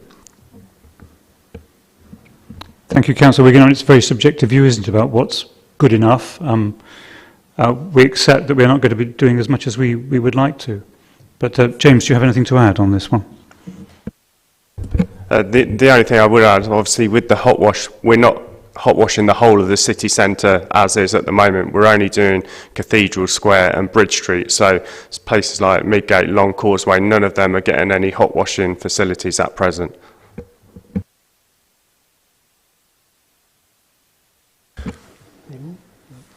Okay, I've got no more questions. So I know there's a recommendation, I believe, so unless anybody else is going to put a recommendation, I'm going to go to Councillor Sanford, please. Yes, I need to think how to phrase this. I think the point has been made that if we impose a charge, if people lose both a green bin if people lose the green bin and a black bin, that they get charged. There's a danger of a transfer of waste from the green bin into the black bin. So my recommendation is to ask the Cabinet to consider a differential charging so that the charge for replacing a green bin would be less than the charge for replacing a black bin. And it may be possible to do this in a cost neutral way so that we still are able to implement the saving, but we don't create a large incentive for people to put recycling into the black bin. Okay, I think that was clear enough, actually. Well done, Councillor Sanford. Do you have a seconder? Councillor Wigan has seconded that. Okay. Is there any dissent? Or would you like to go to the vote? Yep, I heard the word. So, okay, we're going to go to the vote then. All those in favour? Put your green cards up if you're in favour.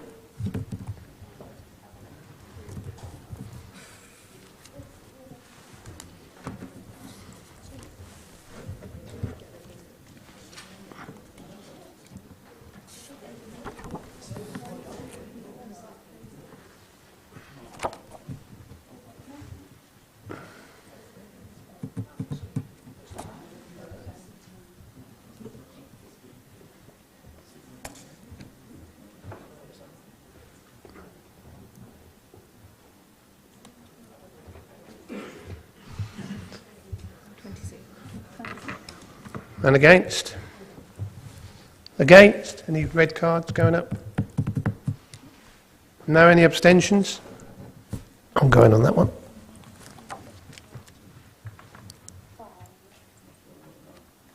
One behind you, I think. Okay.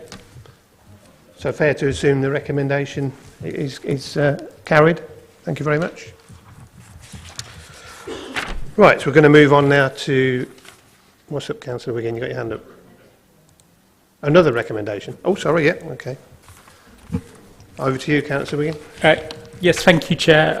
I'd like to recommend that the section on arrogant service reduction is deferred to phase 2 of the budget proposals to allow alternatives to be considered and costed, and for when it's brought back for the individual sections to be individually costed as appeared on the report to the Financial Sustainability Working Group. Thank you. Again, that's... You okay with that one? Happy? Sorry, Councillor Wigan, could you just repeat that again? My understanding was you wanted the arrogant service reduction deferred to phase 2 so that the individual sections could be costed and referred back to the working group first. Is that correct? No, is to allow the section to be reconsidered, and then when it's brought back, to be brought back in its individual parts rather than as a whole.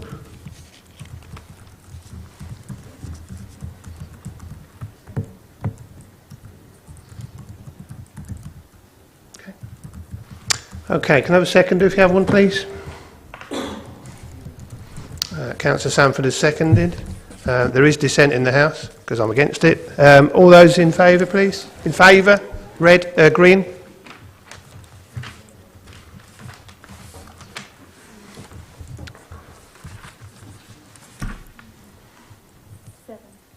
7 against.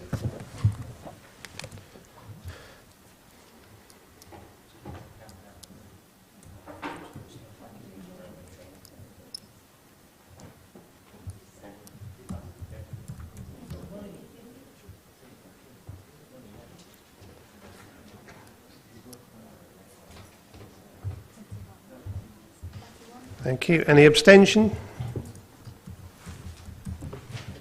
No abstentions, so that recommendation is defeated, I'm afraid. Thank you. Anyone else before I move on? No, I'll move on then. Thank you, everybody, for your questions. Item 7 then. Can everyone note that we are now considering Appendix C, Capital Programme Schemes 2022 to 23, 24 to 25, starting on page 57, running through to page 60. The relevant Cabinet member or lead officer will respond to any questions relevant to their portfolio in this section. And again, would any Cabinet member like to introduce any area of this section, or should I go straight to questions? Can we move on to questions, please, Chair? Okay. Questions, please. I'll start with Councillor Joseph and Councillor Brown. Thank you, Chair. Page 60, provision of housing. Can I ask, obviously in view of the fact that I believe HRA is now in suspension due to the MHRL report, how much of this money will be available for affordable homes?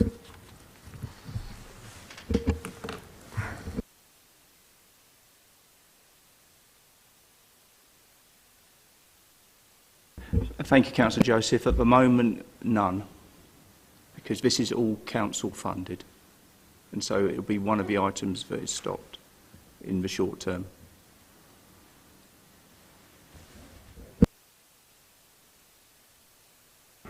You can abuse it. Sorry. Do we not have a statutory duty to provide some form of, affordable housing for a low-wage economy that we've got, or is that not the case? Sorry.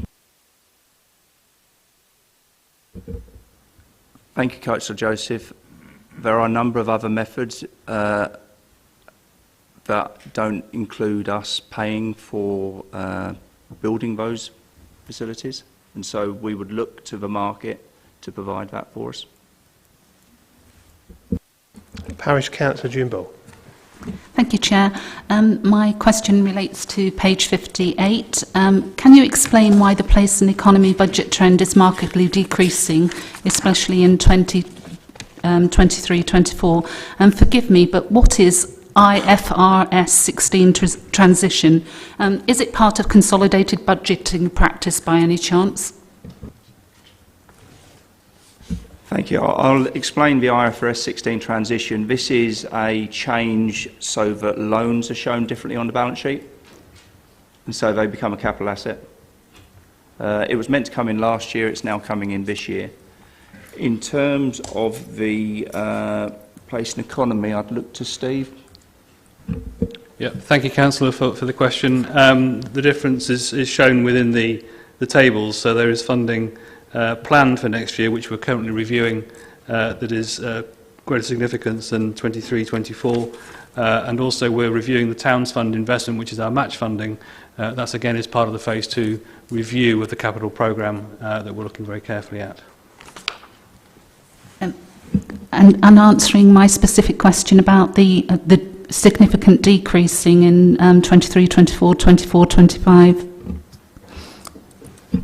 So that's the reason for the decrease. So if you take the Towns Fund investment, the match funding was envisaged to be in 22-23 and less match funding in 23-24, but all of the match funding is being reviewed as part of the next phase of the budget review. That seems a very steep taper, but I understand what you're saying about match funding. So eventually it'll go to us paying absolutely zilch from corporate reserves. I think it's been made very clear that we're not in a position to do any borrowing for non-essential capital expenditure. I'm grateful for that clarification. It does tie up some loose ends as relates to my previous questions. Thank you.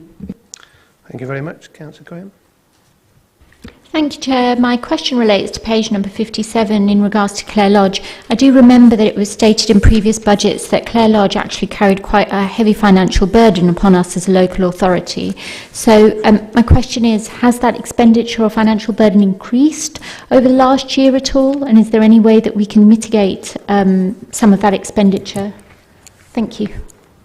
Thank you, Councillor Clum. I think I'll turn to Lou for the answer on this one. Thank you.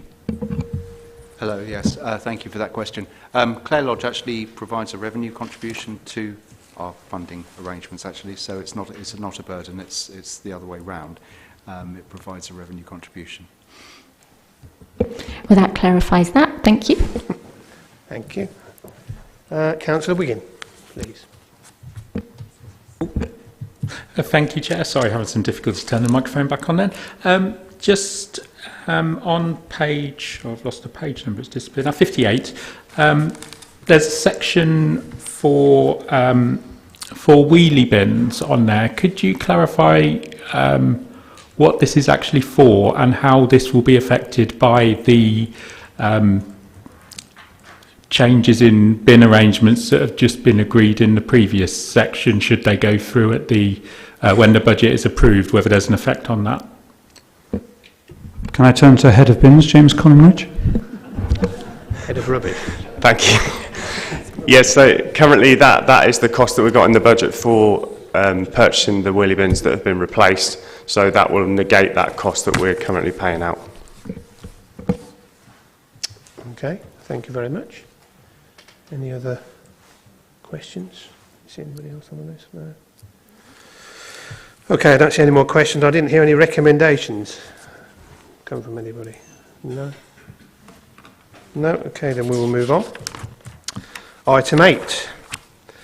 Can everybody now note that we are now considering Appendix D, Financial Risk Register, starting on page 61, and running through to page 72. The relevant Cabinet member will again, or the lead officer, respond to any questions relevant to their portfolio in this section. Would any Cabinet member like to introduce this area, or should I go straight to questions? Straight to questions, if you would, Chair. Straight to questions then. Any questions, please? Councillor Sanford. Yes, thank you. Mine's on page 71. I'm pleased to see that climate change is listed as in the financial risk register, because it is going to be an important factor. I'm just concerned that it's quite a short reference in there, and it seems to only relate to flooding. Now, I think Councillor Nicola Day at the last full council proposed the motion saying that we needed a climate adaptation strategy, which needs to look at much wider things than just flooding. It could be excessive temperatures and a whole range of other things. So could I ask that this section be reviewed and just to see if there are other factors that need to be brought in? Thank you, Councillor Sanford. Indeed, we'll do that and add the issues that have been brought up in the last motion for Council by Councillor Day. Thank you.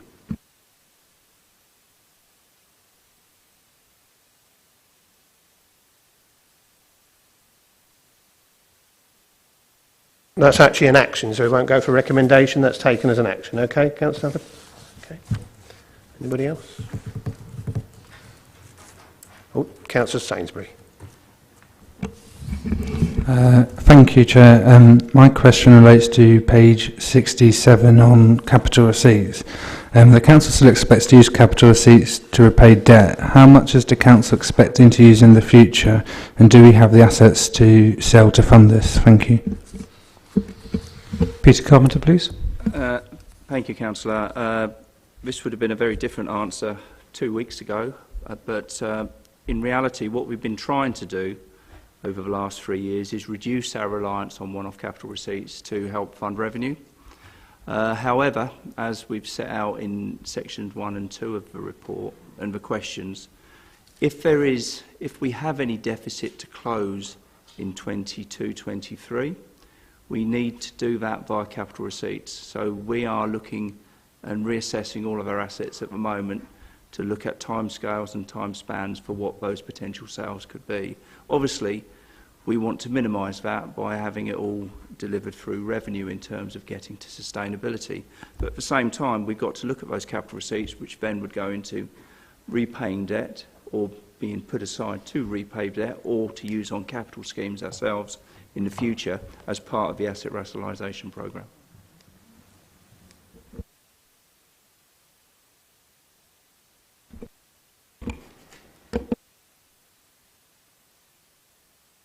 Councillor Sainsbury. I've got your name down. I've got you down twice. Okay, Councillor Cohen, please. Thank you, Chair. I'd like to refer to page 71, Climate Change in the City, where it states that has been seen over the climate change, as has been seen over the winter period, has shown increased risk of flooding to the city, and the council needs to do all it can to mitigate this risk to residents, businesses and stakeholders. I'd just like to ask, in view of the proposed development of the stadium and the university, have adequate risk assessments been taken into consideration, putting in mind that that is a floodplain area, and what has been done to mitigate the impact of flooding on this floodplain area? Thank you. If I may, I don't think that relates to financial risks, but we're nowhere near that situation in terms of the proposals. We haven't even seen the proposals yet. Can I come back? You can, but I have to agree with him. It's nothing to do with the budget at the moment, isn't it? It's part of the implications could take place to the budget if, but you I know... haven't seen the proposals fully yet, so I don't know how they can answer it. No risk assessment is going to take place under these proposals. I mean, it is a proposal, so no risk assessment is going to take place under that proposal when you put in mind the development of the embankment? There is no commitment, firm or otherwise, to develop the embankment. There is a master plan exercise going on that nobody knows what the outcomes are. It may say there are no proposals because it's a floodplain. So there are no proposals. There is some speculation, I would admit, Chair, from parties that might want to do things, but there is no proposal, planning application or otherwise, on the table with the council at the moment. And the only thing the council is doing is a master plan where it's asking the public and stakeholders what they would like to see on there. And I think we should wait the outcome of that before moving forward on that. I think it would be fair, though, if I could, Councillor, to have some sort of assurance that that would be taken into account. I think, as you would know, Chair... I know, but she's not asking me. That any proposal that involves planning, regulations, flooding and all the usual factors, environmental or otherwise, are taken into account. And that's just a matter of course. This is particularly, if I may, with respect, financial implication, not planning implication. So that's why I have to go back to you, not me. Anyway. Sorry, could I just come in there, actually? I'm trying to wave, but no... No, not yet. You can ask a question in a minute. Yeah. So, thank you very much. That was exactly what I wanted to state, that I hope that this is taken into consideration, looking at the forward financial implications that it could have in the way of sort of, you know, we are stating here that we've got to undertake or mitigate any factors that could prevent flooding. So, thank you for giving those assurances. Excellent, thank you. Councillor Day. Sorry, Councillor Sanford, wait a minute. Thank you. My query is on page 70, and it's on the Brexit boxes, and it talks about Brexit carrying a number of risks which could have financial or operational impact, including procurement, regulatory services, European Union funding, loss of staff, where staff are from the EU, and wider risks to the economy. Have we lost European Union funding, and have we been impacted by loss of staff where staff are from the EU here at the Council? Thank you.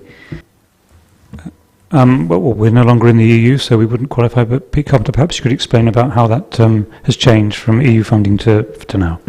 In terms of EU funding, actually the funding goes on for a number of years. And so we just need to make sure that, and we don't have a lot of it, I'll get the figure, it's not significant for Peterborough, but we just have to be cognizant that that funding is still available, and actually I think until the end of this year we can still apply for some of it. So it's just making sure that if there's anything we can apply for, we do apply for. In terms of the population and staff, I think we're seeing in Peterborough at the moment, in terms of the retail, hospitality and leisure, which is generally from lower paid type people, a shortage of staff. Now, we don't know why that is at the moment, but we do need to assess that. Thank you. Okay, Councillor Sanford, fill your boots. Yes, I just wanted to come back on the point that Councillor Fitzgerald made, because we can't let him get away with that in a public meeting. He was saying, you know, the council's not expressed any opinion as to whether the football club should have a stadium on the embankment. The Liberal Democrat group forced the Cabinet to publish a memorandum of understanding. Councillor, would you please come off the mic and respect the chair? We're not going to get into political things. That's not what it's about. It's nothing to do with financial, what you're going to bring up. The financial bit was the bit I basically, when I sided with Councillor Cam to get the answer that she wanted assurances that financially that would be looked at, and we've now had that assurance. If this was full council, I could raise a point of accuracy to say what the leader said is not true. But it's not full council, it's a scrutiny meeting, you should know better.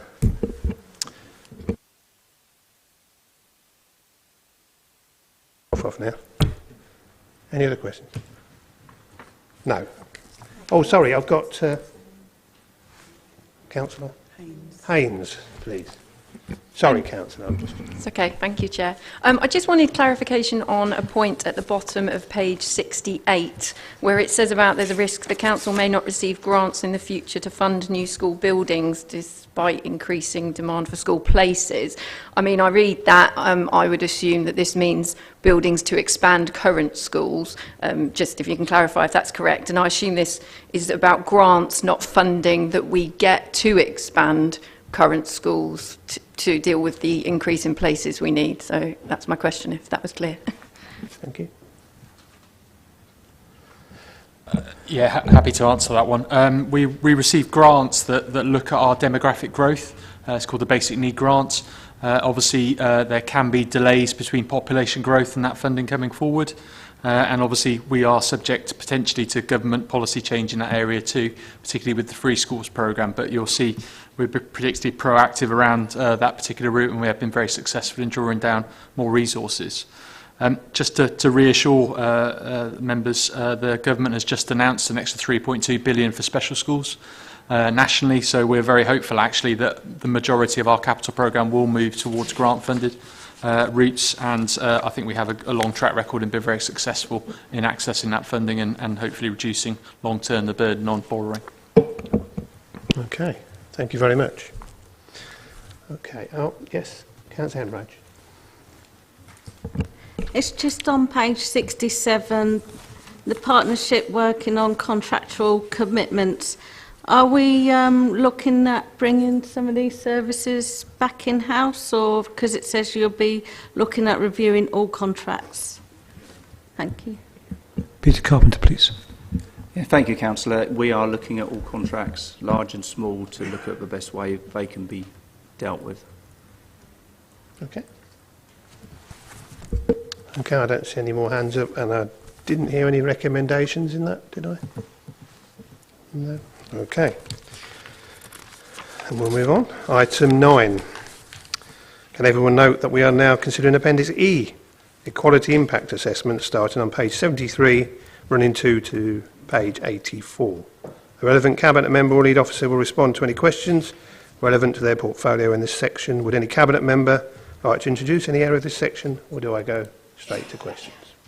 Straight to questions, if you would, please, Chair. Any questions, please? Councillor Sanford?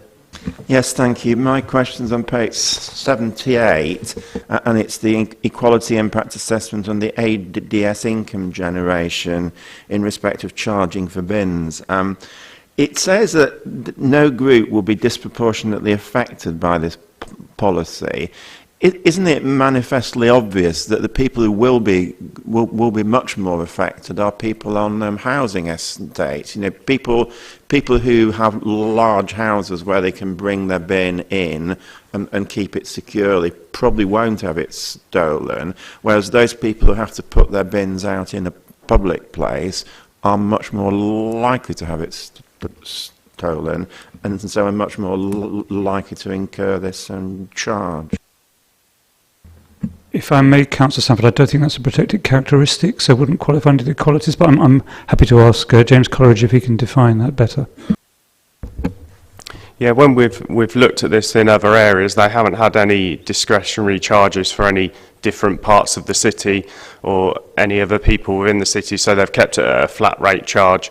Obviously, where you have got housing estates where bins are all presented, we'd always advise people to put their house number on their bin because it makes it identifiable to where they are, and then if it is lost in other areas, the crews will be able to see that to bring that back to alleviate that issue. Thank you. Anybody else on that section? Oh, Councillor Cam again. Sorry, didn't see you there. Yeah, who's that? Thank you. My question is, and sorry, James, if this comes across as rather sort of naive in me asking, but I was just wondering again about the street washing once per year, and it's come to mind that over the last year we've had an exceptional amount of rainfall as well, and we've seen some flooding, and we've had complaints from residents that some of the gullies had been blocked. So is that also going to affect the gully cleaning as well, the street washing? Are we going to be reducing gully cleaning, or will that remain the same? Yeah, the gully cleaning is completely separate, so that's done by our highways department, and they have a rolling programme for gullies. The cleaning that's discussed here is only Cathedral Square and Bridge Street. Yeah, sorry, I should have paid attention. Thank you. Okay. Councillor Hussain. It was just on the subject of street cleaning on Bridge Street and Cathedral Square. With the market possibly moving, or when it moves to Bridge Street, I'm guessing there would be additional requirements of cleaning Bridge Street and that area. So would that then be revisited? Yes, thank you, Councillor. So we currently have a specific set-out budget for cleaning the market in its current location. So that budget will come across to its new location, then we can then put in place what's needed, because obviously there will be a different need for cleaning if it does move to Bridge Street compared to in its current location, so we will adapt that accordingly. Okay, for that? Yeah. Okay, I don't see anybody else. No, and I didn't hear any recommendation on that, so we'll move on. Item 10. Can everyone now note that we are considering Appendix F, carbon impact assessments, starting on page 85, running through to 108. Again, the relevant Cabinet member or lead officer will respond to questions relevant to their portfolio. Would you like to introduce it, or shall I move on to questions? To questions, please, Chair, if you would. Okay, straight to questions. Councillor Sanford.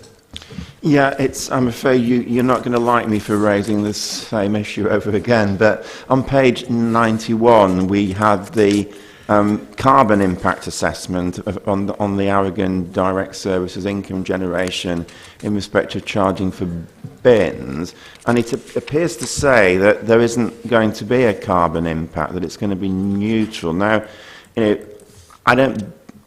think that if we don't do what we recommended earlier and have a differential charging, that you are going to see people who have their green bin stolen will put things in their black bin, and if that happens, it will have a really severe carbon implication, because things that ought to have been recycled will be going into the incinerator. So I think I would ask that carbon assessment be reconsidered. Thank you, Councillor Sanford. Did you say page 91? I don't see any reference to bins there. Maybe I've got the page. No, it is page 91. It's actually called Aragon Direct Services Income Generation, but that's what it is. I think there's also a financial impact, as you'll be aware, and I think we must concentrate on that one first. But I completely understand your question. Thank you. Anybody else on that one? Yes, so is he prepared to take it away and reconsider it? That's the question. I don't know. Yeah, we can take that away and look at that. Obviously, we did include there as well that we may see a reduction in carbon, because if people are having to pay, there may be less abuse of the system for people ringing up to get bins delivered when they're not necessarily lost or stolen. So we've got to factor in both sides there. Okay, fine. That's been agreed as such. That's an action. Okay, so we won't do that as a recommendation. Councillor Wiggin. Thank you, Chair. On the same item, have we consulted with our neighbouring councils that we've been told to copy this idea from as to whether there's been any impact on recycling rates as a result of the bin charges. That's been answered, I'm afraid, Councillor Wigan, and it's not in the carbon impact statement as such, is it? Can you answer it again? I'll let him answer it again, but you missed the answer, so I'll let you answer again. Yeah, when our colleagues looked at other areas that were charging, none of them identified that they'd seen a stark increase or decrease in recycling from implementing this proposal. Are they the same demographic makeup as Peterborough?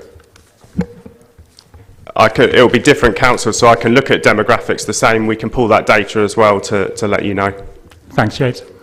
Okay, so that's an action as well. It's a bit of a rubbish job there, James. You got it. Sorry, couldn't help it. Couldn't help it. Okay. Anybody else on that one now? Right. Okay, we'll move on then. Item 11 now. General comments and any other recommendations. Any general comments anybody wants to put through now? Councillor Murphy. Yeah, I'd just like to say that doing the training and looking at how we should do scrutiny, I'm on one scrutiny committee, and this year it's working better.